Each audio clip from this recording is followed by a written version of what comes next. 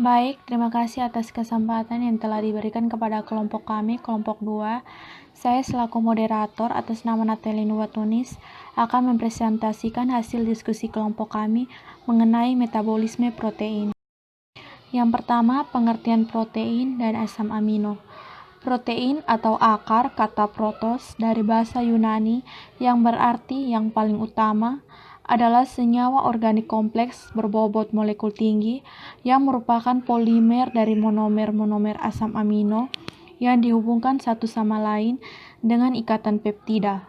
Molekul protein mengandung karbon, hidrogen, oksigen, nitrogen, dan kadangkala sulfur serta fosfor. Protein berperan penting dalam struktur dan fungsi semua sel makhluk hidup dan virus. Yang kedua, asam amino. Asam amino yang merupakan monomer atau satuan pembentuk protein adalah suatu senyawa yang mempunyai dua gugus fungsi, yaitu gugus amino dan gugus karboksil.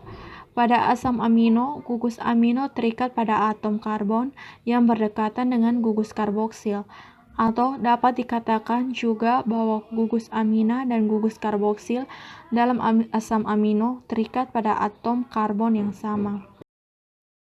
Pengertian metabolisme. Metabolisme adalah proses mengubah makanan dan minuman yang dikonsumsi menjadi energi dan menggunakan energi tersebut sebagai bahan bakar untuk menjalani berbagai fungsi di tubuh. Pada proses ini, tubuh akan menggabungkan kalori yang masuk dengan oksigen, lalu keduanya akan bekerja sama untuk melepaskan energi. Baik, terima kasih untuk waktu yang diberikan. Materi selanjutnya adalah pengertian dari metabolisme.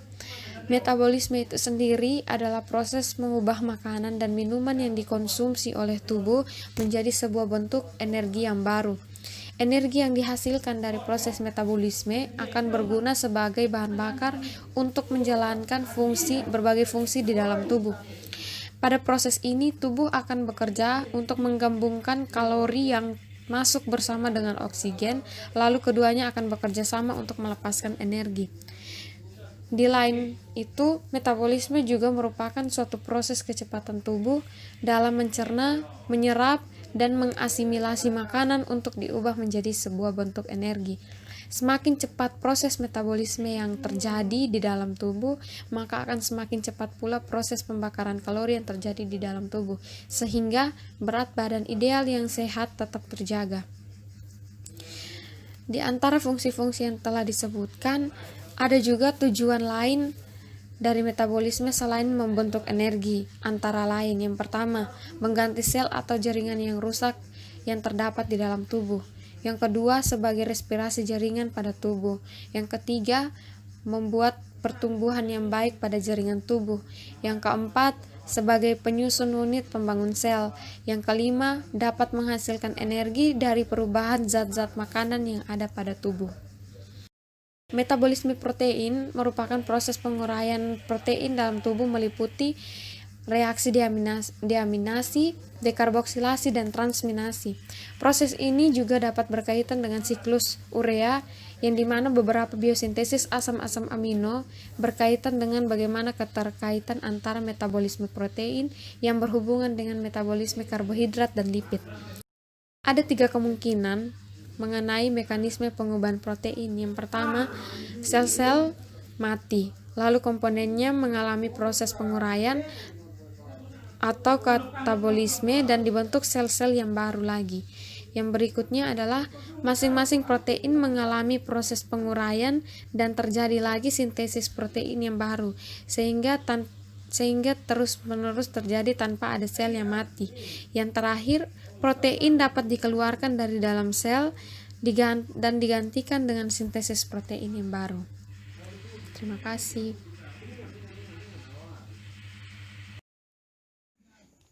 Metabolisme protein. Proses penguraian protein dalam tubuh meliputi reaksi deaminasi, dekarboksilasi, dan transaminasi. Proses ini juga berkaitan dengan siklus urea, beberapa biosintesis asam-asam amino, dan bagaimana keterkaitan antara metabolisme protein dengan metabolisme karbohidrat dan lipid. Terdapat 3 kemungkinan mekanisme pengubahan protein, yakni yang pertama, sel-selnya mati, lalu komponen mengalami proses penguraian atau katabolisme dan dibentuk sel-sel yang baru. Yang kedua, masing-masing protein mengalami proses penguraian dan terjadi sintesis protein baru tanpa ada sel yang mati.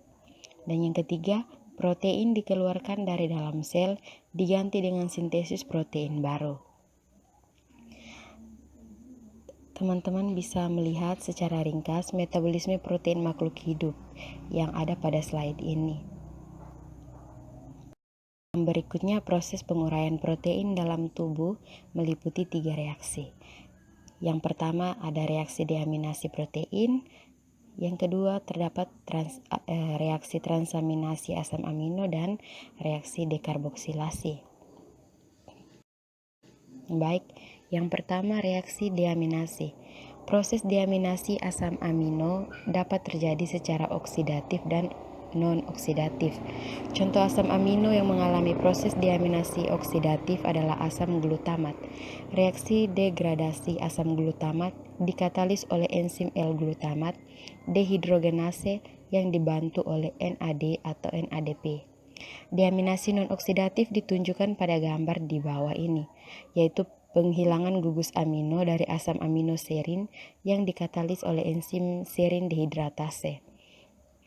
Asam amino treonin juga dapat mengalami deaminasi non-oksidatif dengan katalis treonin dehidratase menjadi ketobutirat. Dekarboksilasi asam amino merupakan cara lain dalam degradasi asam amino penyusun protein. Reaksi ini menghasilkan senyawa amin. Jadi baik, terima kasih atas waktu dan kesempatan yang diberikan kepada saya. Perkenalkan, nama saya Dian Serafin Rambusedu, NIM 1906050044. Jadi di sini saya akan mempresentasikan tentang reaksi transminasi asam amino. Katabolisme asam amino terjadi melalui reaksi transminasi yang melibatkan pemindahan gugus amino secara enzimatik dari satu asam amino ke asam amino lain. Jadi, transminasi ini adalah reaksi kimia yang mentransfer gugus amino menjadi asam keton untuk membentuk asam amino baru. Enzim yang terlibat dalam reaksi ini adalah transminase dan aminotransminase. Jadi teman-teman perlu perhatikan di sini baik-baik. Enzim ini spesifik bagi ketoglutarat sebagai penerima gugus amino, namun tidak spesifik bagi asam amino sebagai pemberi gugus amino. Tujuan keseluruhan reaksi transminasi adalah mengumpulkan gugus amino dari berbagai asam amino ke bentuk asam amino glutamat. Ada sekitar 12 asam amino protein yang mengalami reaksi transminasi dalam proses degradasinya. Beberapa asam amino lain mengalami proses deaminasi dan dekarboksilasi. Yang berikutnya adalah dekarboksilasi. Karboksilasi dalam biokimia termasuk modifikasi pasca translasi dari residu glutamat menjadi Y-karboksiglutamat dalam protein. Hal ini terjadi terutama pada protein yang terlibat dalam aliran pembekuan darah, khususnya faktor 2, faktor 7, faktor 9, dan faktor 10. Ada juga protein C dan protein S, dan juga pada beberapa protein tulang. Modifikasi ini diperlukan agar protein-protein ini berfungsi. Karboksilasi terjadi di hati dan dilakukan oleh Y-glutamil karboksilase. Karboksilase membutuhkan vitamin K sebagai kofaktor dan melakukan reaksi secara prosedural. Y-karboksiglutamat mengikat kalsium yang penting untuk aktivitasnya. Sebagai contoh, dalam protombin, pengikatan kalsium memungkinkan protein untuk berhubungan dengan membran plasma dalam platelet, membawanya ke dekat dengan protein yang membelah protombin menjadi trombin aktif setelah cedera. Yang berikut, proses metabolisme protein dan asam amino. Zat makanan yang mengandung protein dipecahkan menjadi molekul-molekul yang lebih kecil sebelum diabsorpsi dari saluran pencernaan. Jadi pertama, zat-zat makanan yang mengandung protein dipecahkan menjadi molekul-molekul yang lebih kecil di dalam mulut. Setelah itu, molekul-molekul ini diabsorpsi di dalam usus halus dalam bentuk asam amino. Lalu asam amino ini masuk ke dalam darah. Di dalam sel, asam amino disebar ke seluruh sel untuk disimpan dalam bentuk protein dengan menggunakan enzim. Proses metabolisme ini terjadi di dalam hati karena hati merupakan jaringan utama untuk menyimpan dan mengolah protein. Perkenalkan, nama saya Arni Novita Ninomna. Saya akan mempresentasikan materi berikut. Zat makanan yang mengandung protein masuk ke dalam mulut melalui proses pengunyaan, kemudian masuk ke dalam lambung. Enzim pepsin bersama HCl mengubah protein asli menjadi proteosa dan pepton yang masih merupakan derivat protein yang agak besar. Kemudian isi lambung atau thymus yang konsistensinya kental seperti rum susu secara intermittent masuk ke dalam duodenum melalui sphincter pylorus. Sekresi pankreas dan empedu yang sangat bisa menetralkan asam dalam thymus menjadi pH alkali atau perlu untuk aktivitas enzim berikutnya. Setelah itu, geta pankreas yang mengandung enzim tripsin, chymotrypsin lalu mengubah protein asli, proteosa dan pepton menjadi polipeptida. Geta pankreas yang juga mengandung enzim peptidase, yaitu yang pertama, karbonsiptidase yang menghidrolisis ikatan peptida, terminal peptida yang pada ujung karbonsil rantai polipeptida lebih rendah. Yang kedua, inopeptidase dan dipeptidase yang memecahkan ikatan peptida terminal asam amino pada ujung asam amino, bebas rantai polipeptida bebas. Isi duodenum masuk ke dalam tubuh. Geta usus dikresi oleh kelenjar Brunner dan di Liebekum juga mengandung enzim aminopeptidase dan dipeptidase. Proses hidrolisis peptida akan terus berlanjut sampai protein makanan hampir seluruhnya berubah menjadi asam amino penyusunnya. Asam amino diabsorpsi oleh mukosa usus halus. Asam amino masuk ke dalam sirkulasi darah. Yang berikut dihancurkan.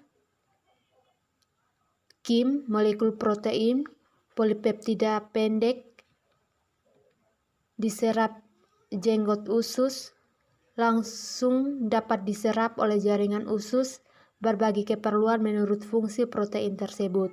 NH2 dan senyawa organik sederhana dikeluarkan ginjal, terus ke urea amonia, asam amino, diademinase dalam hati atau level, asam keto, siklus asam sitrat, seperti metabolisme karbohidrat.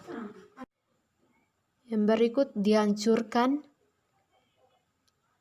KIM, molekul protein, polipeptida pendek, diserap jenggot usus, langsung dapat diserap oleh jaringan usus berbagi keperluan menurut fungsi protein tersebut.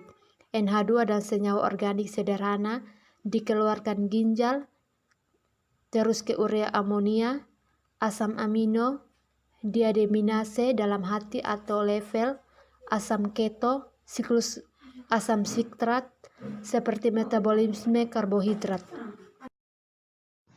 Asam amino yang terdapat dalam darah berasal dari 3 sumber, yaitu absorpsi melalui dinding usus, hasil katabolisme protein dalam sel, dan hasil anabolisme asam amino dalam sel. Di dalam sel atau jaringan, asam amino akan dipergunakan sel untuk pertumbuhan, perkembangan, restitusi sel, dan mensintesis enzim dan hormon. Perkenalkan, nama saya Skolastika Tugaya. Di sini saya akan menjelaskan tentang asam amino dalam darah. Jadi jumlah asam amino dalam darah tergantung dari jumlah yang diterima dan jumlah yang digunakan. Pada proses pencernaan makanan, protein diubah menjadi asam amino oleh beberapa reaksi hidrolisis protein. Antara lain ialah pepsin, tripsin, komotripsin karboksipeptidase, aminopeptidase, tripeptidase, dan dipeptidase. Setelah protein diubah menjadi asam-asam amino melalui proses absorpsi pada dinding usus, asam amino tersebut sampai ke dalam pembuluh darah. Proses absorpsi ini ialah proses transport aktif yang melalui energi. Dalam keadaan berpuasa, konsentrasi asam amino dalam darah biasanya sekitar 3,5 sampai 5 mg per 100 ml darah. Namun setelah makan makanan berprotein, konsentrasi asam amino dalam darah akan meningkat sekitar 5 mg per 100 ml darah. Konsentrasi asam amino akan turun setelah 4-6 jam. Perpindahan asam amino dari dalam darah ke dalam sel-sel jaringan juga merupakan proses transport aktif yang membutuhkan energi. Yang berikut, penguraian protein dalam tubuh. Manusia melakukan pergantian protein tubuh sebanyak 1-2% dari total protein tubuh, khususnya pada protein otot. Dari total asam amino yang dihasilkan, sebanyak 75-80% digunakan kembali untuk sintesis protein baru, sedangkan 20-25% sisanya akan membentuk urea. Jika jumlah protein terus meningkat, maka protein sel dipecah menjadi asam amino untuk dijadikan energi atau disimpan dalam bentuk lemak.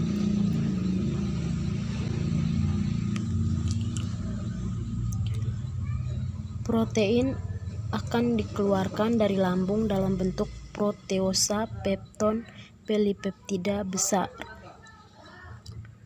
Kemudian diurai melalui proses pencernaan protein yang terjadi pada usus. Proses pencernaan protein tersebut dibantu oleh enzim pepsin yang berfungsi untuk mencerna kolagen. Melalui proses hidrolisis pada rantai polipeptida dan menghasilkan produk yang telah dihidrolisis, dan enzim pankreas atau enzim proteolitik kemudian diubah menjadi asam amino. Lalu asam amino tersebut dibawa oleh darah untuk digunakan dalam jaringan. Baik, saya Paulina Ndoe akan melanjutkan presentasi. Kelebihan protein dalam tubuh dirombak di dalam hati, yang kemudian akan menghasilkan senyawa yang mengandung unsur N dan juga senyawa yang tidak mengandung unsur N. Senyawa yang mengandung unsur N, contohnya seperti NH3 dan NH4OH. Senyawa yang mengandung unsur N kemudian disintesis menjadi urea di dalam hati. Senyawa yang tidak mengandung unsur N kemudian disintesis menjadi bahan baku karbohidrat dan juga lemak. Urea yang telah disintesis dibawa oleh darah menuju ginjal dan dikeluarkan melalui urin, sedangkan bahan baku karbohidrat dan lemak dioksidasi menjadi energi. Proses dalam anabolisme protein. Yang pertama, produksi asam amino dari pembongkaran protein tubuh, digesti protein diet, serta sintesis asam amino di hati.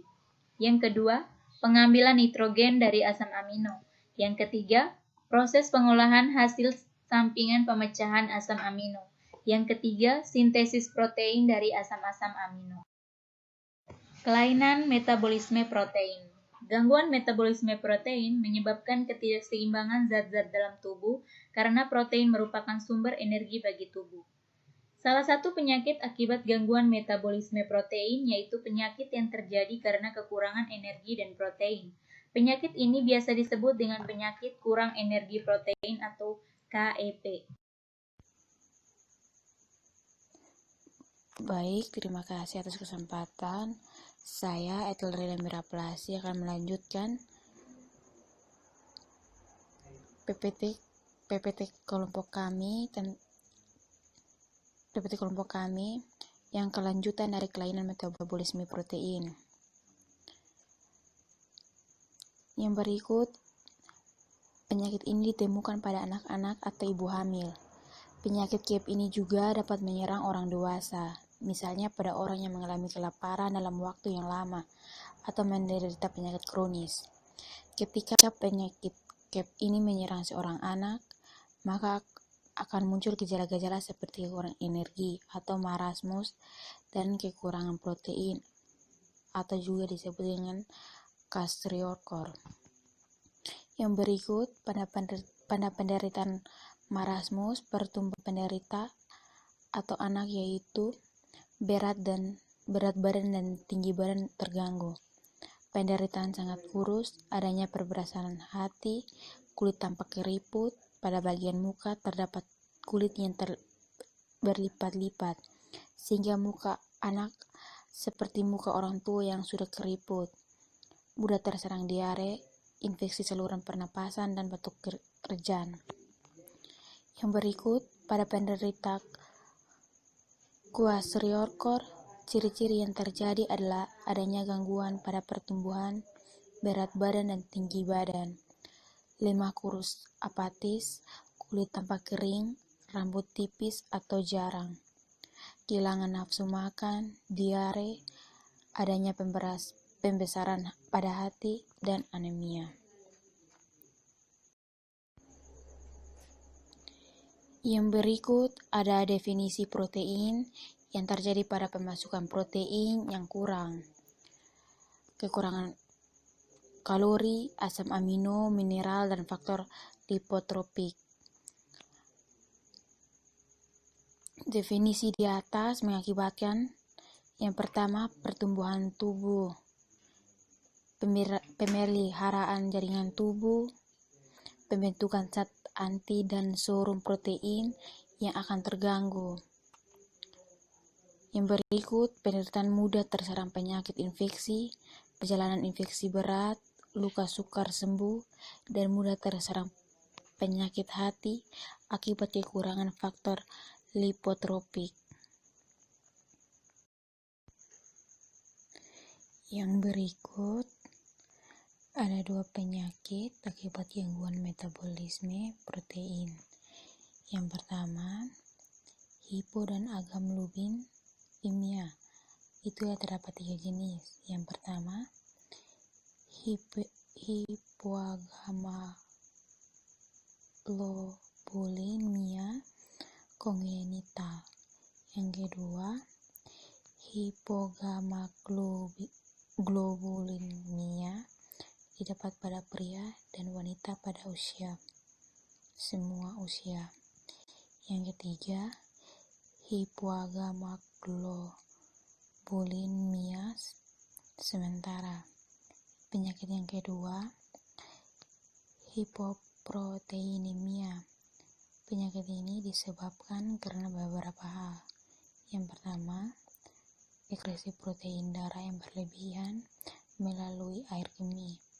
Yang kedua, pembentukan albumin terganggu seperti pada penyakit hati. Yang ketiga, absorpsi albumin berkurang akibat kelaparan atau penyakit usus, juga pada penyakit ginjal.